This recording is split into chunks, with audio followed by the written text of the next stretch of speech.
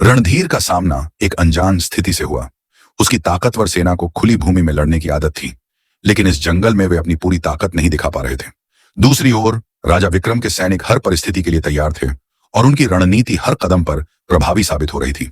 कुछ समय बाद आर्यन ने अपनी सेना को चारों ओर से रणधीर की सेना को घेरने का आदेश दिया। अब रणधीर की विशाल सेना एक मृग तृष्णा में फंस चुकी थी। उसकी विशाल ताकत किसी काम की नहीं रही। अंततः रणधीर को अपनी पराजय स्वीकार करनी पड़ी। युद्ध समाप्त हुआ। रणधीर ने राजा विक्रम के सामने आत्मसमर्पण कर दिया और संधि करने का प्रस्ताव रखा। राजा विक्रम ने रणधीर से कहा, राजा रणधीर, सिर्फ ताकत ही सब कुछ नहीं होती। सही रणनीति के बिना ताकत व्यर्थ हो जाती है। युद्ध केवल बल से नहीं बल्कि बुद्धि से भी जीते जाते हैं।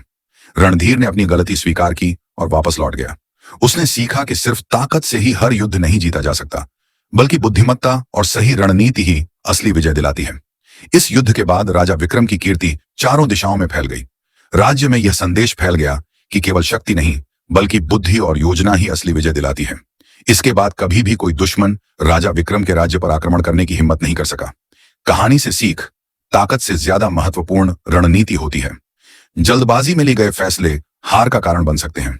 सही योजना और सूझबूझ से बड़ी मुश्किल का हल निकाला जा सकता है।